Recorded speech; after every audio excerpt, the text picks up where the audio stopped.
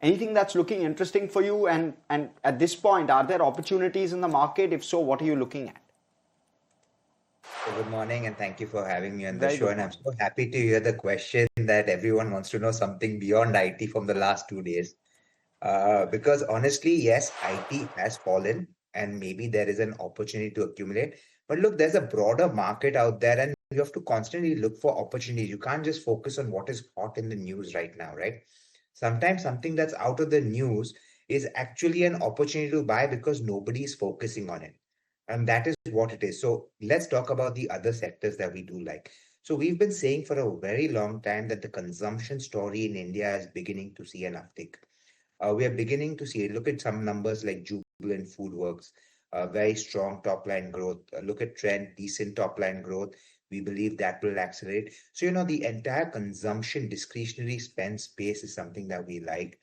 Westlife Developers, that is McDonald's India, has said that January so far has been far better than what it has been last year, and the growth is sequentially showing an uptick. So, these kind of stocks, I believe, are something you should focus on. Another sector which is completely forgotten and nobody really discusses anymore is the cement sector in India. So, yes, some of the valuations are expensive, but let's look at it. If we believe the infrastructure spend that the government is going to do is going to increase by 11-12% with the focus on roads and rail and connectivity and all of those things, airports, then the cement sector is going to get a boost. Plus, real estate, you see a lot of pre-sales have happened. Now, when pre-sales happens, those buildings have to get built. So that is a space, cement demand is going to keep growing. These companies are profitable, and I believe the profitability will increase. Yes, they're working on lower capacities, but given the fact that growth is going to keep happening at 10, 11, 12%, the operating leverages do play out. So, that is another space that we like. So, focus more on domestic facing businesses. I think there's an opportunity there. I mean, we can go on. Auto ancillaries are doing well. With auto stocks doing well, auto anks do well. Look at the number of cars selling. The tire sector, we believe, will continue to do well. So, that is a space that one should focus on. Now, just to talk about the broader market, I'll take another extra minute. I'm sorry. Most of the big events, big ticket number events are out of the way. So we have a India EU trade deal. We had the India US trade deal. We've had the budget out of the way. The only overhang right now that remains is the Iran war, barring which there are no triggers for the market on either side, right? The earnings are almost over. Today would be the last day. We know what's in place.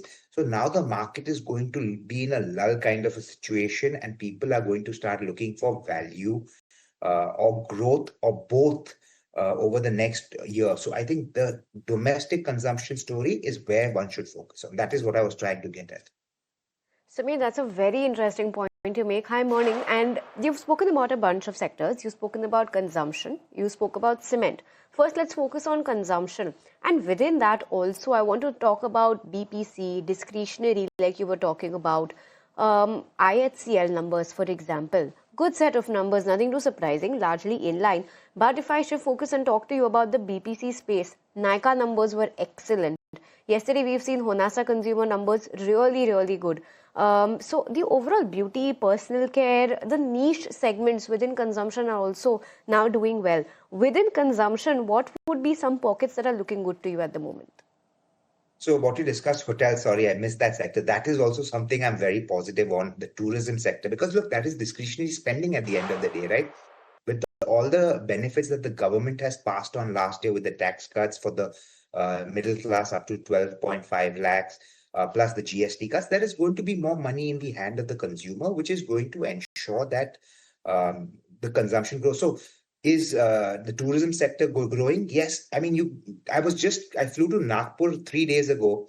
There are 4 flights from Bombay to Nagpur of Indigo. Two of them, there were no seats available. One of them, the one I flew on, was packed. So, the opportunity, I mean, you can see the number of travelers that are happening, and hotels at the end of the day keep selling. There is a lack of good quality hotel rooms in India.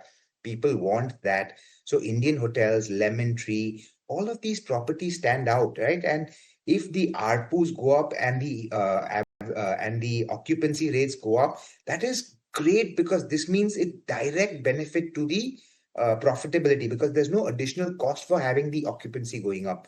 Second, we believe they're all working on low cost expansion. That is, they're doing JVs or management contracts where they don't have to put in a lot of capital. And the minute you start doing that, your ROEs move up. So now how do you value a company, a hotel business whose ROE is much higher than owning an asset and earning a 12, 13% return on equity because of the capital, the debt that you've taken. So these businesses, I think, are looking for a re-rating. I think that is something one should focus on.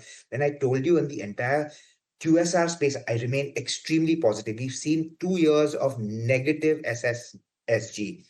Now, even if the SSSG goes back to what 2 years ago numbers were, I think with the expansion of stores, most of these companies have done anywhere between 50 to 100 per year. That SSSG on those stores will lead to a huge jump in profitability. So that is where we are positive. Like you talked about beauty. Now, the problem with beauty is Nykaa, unfortunately, is trading at an extremely high valuation multiple. So there I'm a little uncomfortable. Honasa is more of an FMCG play. FMCG not as bullish. But even in something like a Trent, I believe if the SSSG comes about with 300 plus Westside stores, 800 plus Zudio stores, I think the numbers will suddenly start looking very attractive once the growth kicks up to about 20 to 23% on the top line.